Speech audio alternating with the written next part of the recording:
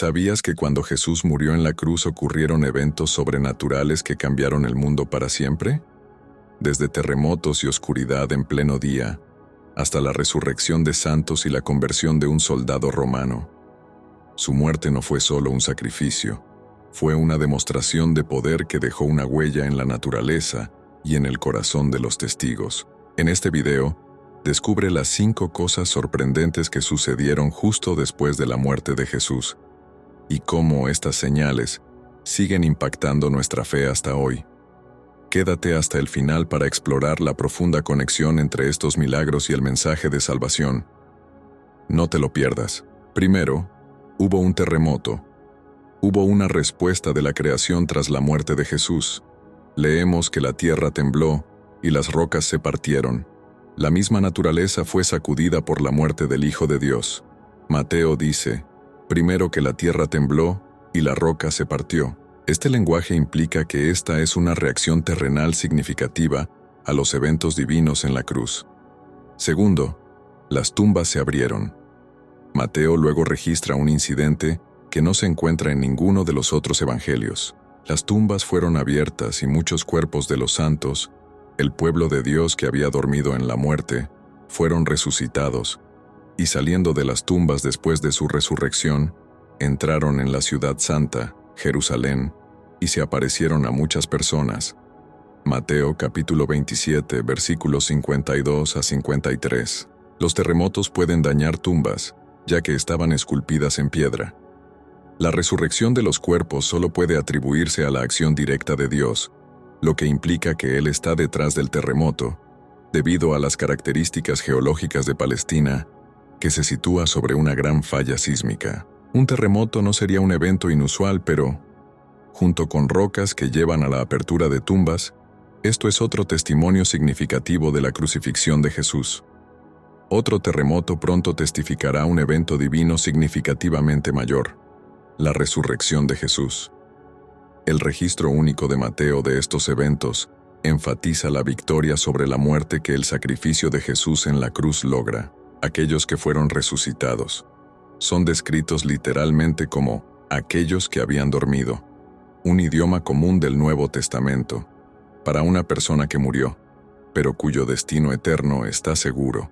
Así como el testimonio inicial, la resurrección sobrenatural de los cuerpos de estos santos y sus apariciones en Jerusalén es un testimonio impactante de la obra de Jesús en la cruz y después de su resurrección.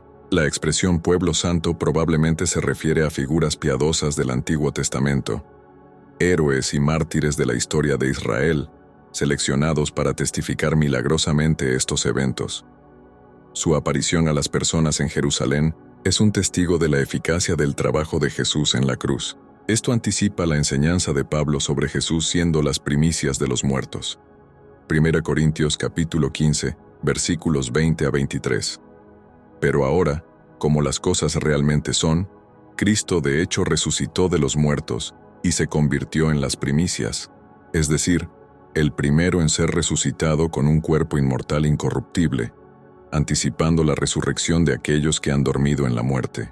Pues como por un hombre vino la muerte al mundo, también es por un hombre que viene la resurrección de los muertos, pues así como en Adán, todos mueren, así también en Cristo todos serán vivificados, pero cada uno en su propio orden. Cristo las primicias, luego aquellos que son de Cristo serán resucitados con cuerpos inmortales, incorruptibles en su venida. La resurrección de estos santos es un preludio de la resurrección a la que todos los creyentes pueden mirar hacia adelante. A través de la muerte de Jesús, un nuevo día ha llegado. Un día en que la muerte fue derrotada por la muerte, la resurrección a la vida eterna se ha hecho posible. Pero note que no fue hasta después de la resurrección de Jesús que los ocupantes de esas tumbas fueron resucitados y entraron en Jerusalén, donde se aparecieron a muchos. La Biblia no dice si estos santos resucitados murieron nuevamente o fueron al cielo con el Señor Jesús. La muerte del Hijo de Dios es la muerte de los santos. Sacudió la misma naturaleza. El popular predicador Charles Spurgeon afirmó que los corazones de los hombres no respondieron a los gritos agonizantes del Redentor moribundo, pero las rocas respondieron. Las rocas se partieron.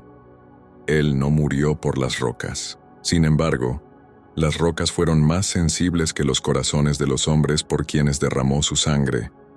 Es mejor entender que Mateo quiso que viéramos que el terremoto ocurrió el día en que Jesús fue crucificado y luego el día en que fue revelado como resucitado. El poder de la nueva vida fue tan fuerte que trajo de vuelta a algunos de las buenas personas que habían muerto. Esta es una de las pasajes más extraños del Evangelio de Mateo. Mateo no nos proporciona mucha información y no aprendemos sobre este suceso de ninguna otra fuente. Tercero, el velo del templo se rasgó en dos. Mateo capítulo 27, versículos 50 a 51. Y Jesús gritó de nuevo con una voz fuerte y agonizante, y entregó su espíritu voluntariamente, soberanamente despidiendo y liberando su espíritu de su cuerpo en sumisión al plan de su Padre. Y de repente, el velo del Santo de los Santos del templo se rasgó en dos, de arriba a abajo. La tierra tembló y las rocas se partieron.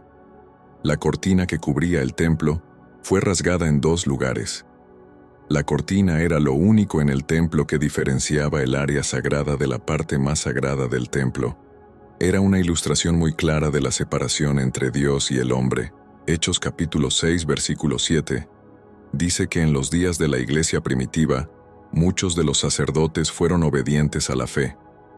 Tal vez ese velo rasgado les demostró la magnitud de la obra de Jesús. También es probablemente como el velo rasgado se convirtió en de conocimiento común. Hebreos capítulo 9, versículos 1 a 9, nos dice que en el templo, un velo separaba el santo de los santos, el lugar terrenal de la presencia de Dios, del resto del templo donde los hombres habitaban. Hebreos capítulo 9, versículos 1 a 3. Ahora incluso el primer pacto tenía regulaciones para la adoración divina y el santuario terrenal. Se erigió una tienda sagrada, la otra, o la primera sección en la que estaban el candelabro y la mesa, con sus ofrendas del pan sagrado de la proposición. Esto se llama el lugar santo. Detrás del segundo velo había otro tabernáculo, el interno o segunda sección, conocido como el Santo de los Santos. El libro de Éxodo enseña que este velo espeso fue hecho de material azul, púrpura y escarlata y lino fino torcido. Ahora Cristo es nuestro sumo sacerdote superior, y como creyentes en su obra consumada, participamos de su sacerdocio superior. Ahora podemos entrar en el Santo de los Santos a través de él. Hebreos capítulo 10 versículos 19 a 20 dice: tenemos confianza para entrar al lugar más santo por la sangre de Jesús, por un nuevo y vivo camino, abierto para nosotros a través del velo, que es su cuerpo. Al mirar esta escena, nos damos cuenta de una imagen de la carne de Jesús siendo rasgada por nosotros, así como Él estaba rasgando el velo por nosotros. El libro de Hebreos proporciona una explicación gloriosamente detallada del profundo significado asociado con el rasgado del velo. El velo que siempre colgaba en el templo servía como un recordatorio constante de que el pecado hace a los seres humanos indignos de estar en presencia de Dios. El hecho de que la oferta por el pecado se presentara una vez al año, además de la miríada de otros sacrificios que se presentaban diariamente, era una ilustración flagrante de la realidad de que el pecado no era un pecado. Pecado realmente no podía ser expiado o erradicado por meros sacrificios animales. Debido a lo que Jesucristo hizo en la cruz, las barreras que solían separar a Dios y a las personas fueron destruidas, y ahora podemos acercarnos a Dios con confianza y audacia. Hebreos capítulo 4, versículos 14 a 16.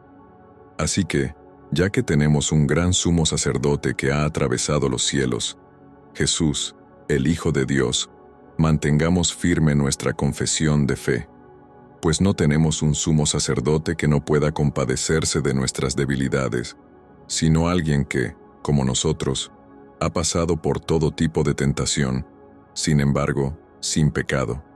Por lo tanto, acerquémonos al trono de la gracia con toda la confianza, para que podamos recibir misericordia y encontrar gracia que nos ayude en el momento de necesidad. El cuerpo de Jesús fue rasgado y el velo también. cada uno indicando que ahora podemos acercarnos a Dios con audacia. Tenemos un sumo sacerdote que preside los tribunales celestiales para asegurar que el creyente tenga acceso total. En el momento en que Cristo murió, la pesada cortina tejida que separaba las dos principales salas del templo fue rasgada por una mano invisible, de arriba a abajo. La muerte del Hijo de Dios también estuvo acompañada por enormes temblores en el mundo natural, como si hubiera algún tipo de conexión emocional entre la creación inanimada y aquel que la hizo. Cuarto, hubo oscuridad sobre toda la tierra. Mateo capítulo 27, versículo 45. Ahora, desde la 6ª hora, mediodía, hubo oscuridad sobre toda la tierra hasta la 9ª hora. Hubo una densa oscuridad sobre toda la tierra. Ahora, la escritura se cumplió. Amós capítulo 8, versículo 9. Sucederá en aquel día, dice el Señor Dios, que haré que el sol se ponga al mediodía, y oscureceré la tierra en plena luz del día. Muchas veces le exigieron a Cristo una señal del cielo, y ahora tenían una, pero tal que significaba la ceguera de sus ojos. En este punto de la tarde sería mediodía, y la oscuridad continuaría hasta la 9ª hora, que sería a las 3 de la tarde. Esta oscuridad sobrenatural apareció cuando el sol estaba en su punto más brillante. Debido a que la luna estaba llena, no podría haber sido causada por un eclipse, ya que no puede interponerse entre la tierra y el sol cuando está llena. La rápida intervención de Dios no solo provocó esta oscuridad. El conocimiento astronómico era rudimentario en ese momento. Fleagón también menciona un terremoto, lo que alinea su historia de cerca con el registro sagrado. La criatura no podría manchar el error ante su creador. Por lo tanto, el sol retiró sus rayos para no ser testigo de los actos de los impíos. La oscuridad ocurriendo en tal momento crítico puede significar varias cosas. Primero, la oscuridad se asociaba en la antigüedad con el luto. La oscuridad también se asociaba con la muerte de grandes hombres. Tanto lectores gentiles como judíos podrían entender la oscuridad como un signo cósmico que acompañaba la muerte de un rey. Además, la oscuridad era un signo del juicio de Dios. Las tumbas se abrieron y muchos cuerpos de los santos, el pueblo de Dios que había dormido en la muerte, fueron resucitados, y saliendo de las tumbas, después de su resurrección, entraron en la ciudad santa Jerusalén y se aparecieron a muchas personas. Mateo capítulo 27 versículos 52 a 53.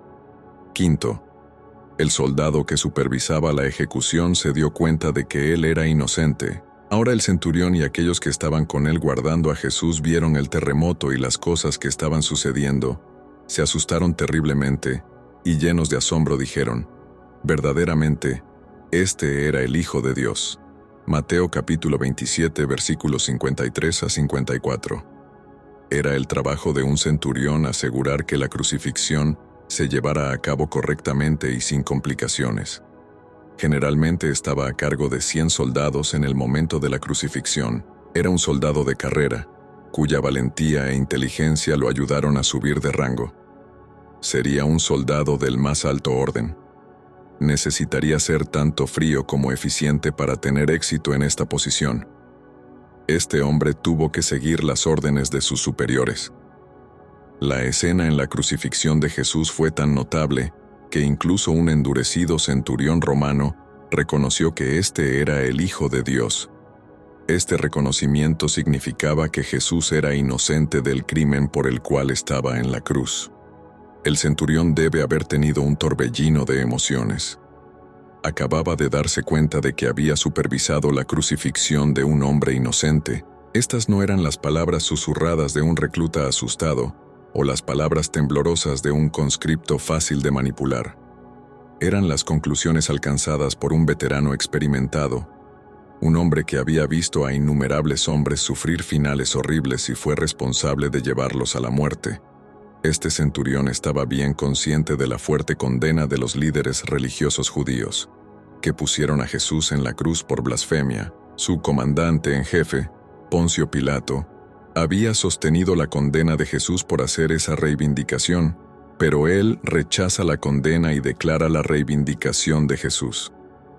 ¿Por qué? Porque los argumentos a favor de Cristo eran abrumadores. Aunque sin duda había supervisado muchas crucifixiones, esta ejecución fue diferente. ¿Qué vio? Varias escenas de los eventos de la detención, juicio y crucifixión de Jesús, combinadas en una declaración convincente. La primera fue la respuesta de Jesús a la injusticia, que fue forzado a soportar en manos de sus propios compatriotas, a través del arresto y juicios. Podría haber sido la respuesta de Jesús a la tortura que sufrió en manos del centurión y de sus hombres. Uno podría pensar en la dignidad con la que Jesús respondió a la turba que exigía su sangre, como una oveja silenciosa antes de ser sacrificada. La Escritura no registra ninguna respuesta de Jesús a los gritos de la multitud. Marcos capítulo 15, versículos 11 a 15. Pero los principales sacerdotes instigaron a la multitud para que pidiera que le soltara a Barrabás en lugar de Jesús. Pilato respondió de nuevo: ¿Qué debo hacer entonces con el que ustedes llaman Rey de los Judíos? Ellos gritaron de nuevo: Crucifícalo. Pero Pilato preguntó: ¿Por qué? ¿Qué mal ha hecho?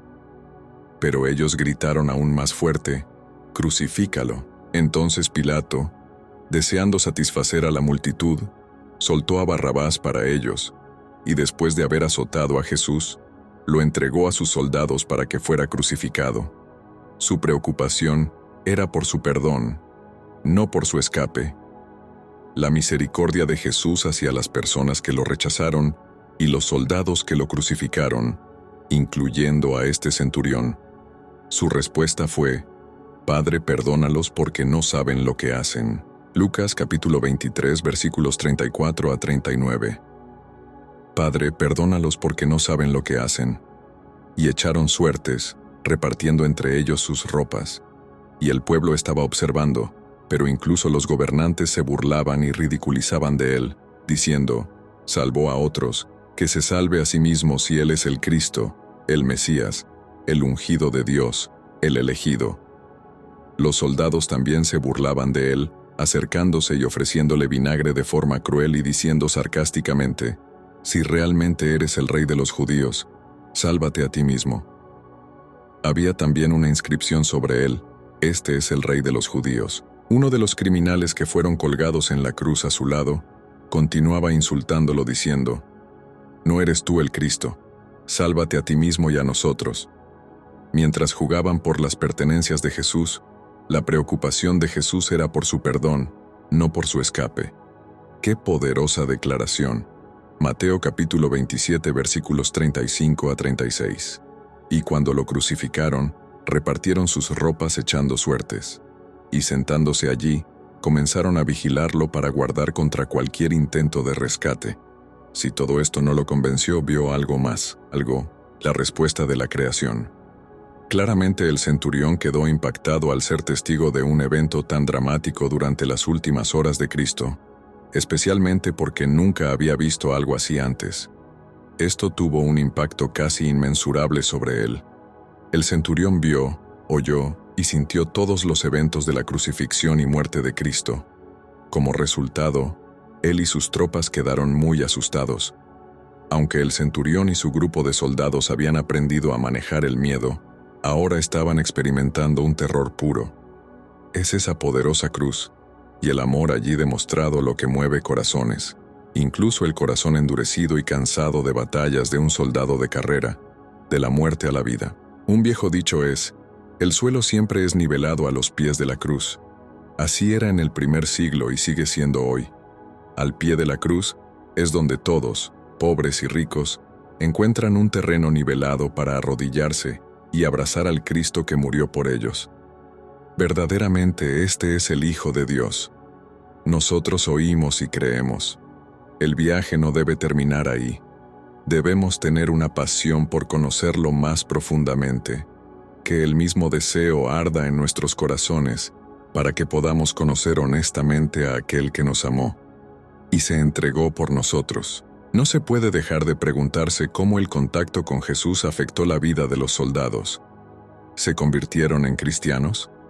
El comentario del púlpito relata la tradición de que el nombre del centurión era Longino y que se convirtió en un seguidor devoto de Jesús, predicó el Evangelio y murió como mártir. Esto es solo tradición. No sabemos si esto sucedió, pero sabemos que la verdad es que el Señor es el Señor. Tiene una forma de aferrarse al corazón de una persona. La cruz de Jesús tiene el poder de cambiar al individuo. El centurión comenzó como un oficial romano, supervisando una crucifixión, pero terminó el día reconociendo que Jesús era el Hijo de Dios. Jesús ya ha tomado la iniciativa en la salvación. Cristo murió por ti. Ahora es tu turno. Jesús dio su vida para que pudiéramos recuperar la nuestra. Murió como nosotros, para que pudiéramos vivir como Él. No solo complació a su Padre, sino que nos recibió como un premio. Como sustituto de la humanidad pecadora, Jesús sufrió la retirada de la comunión con el Padre. Tan terrible como fue eso, cumplió con el buen y amoroso plan de redención de Dios. Hay otros que consideran esto un mito, o en el mejor de los casos, una historia teológica. Estos son todos eventos únicos que atestiguan de manera uniforme los actos únicos de Dios en la historia humana. Son testimonios extraordinarios, sobrenaturales, que confirman la verdad del Evangelio y la realidad transformadora del amor de Cristo. Si este contenido ha sido valioso para ti, te pido que me apoyes con tu suscripción para que no te pierdas ninguno de nuestros próximos videos. Juntos podemos iluminar más mentes y expandir nuestro entendimiento. Gracias por estar aquí, y que Dios te bendiga.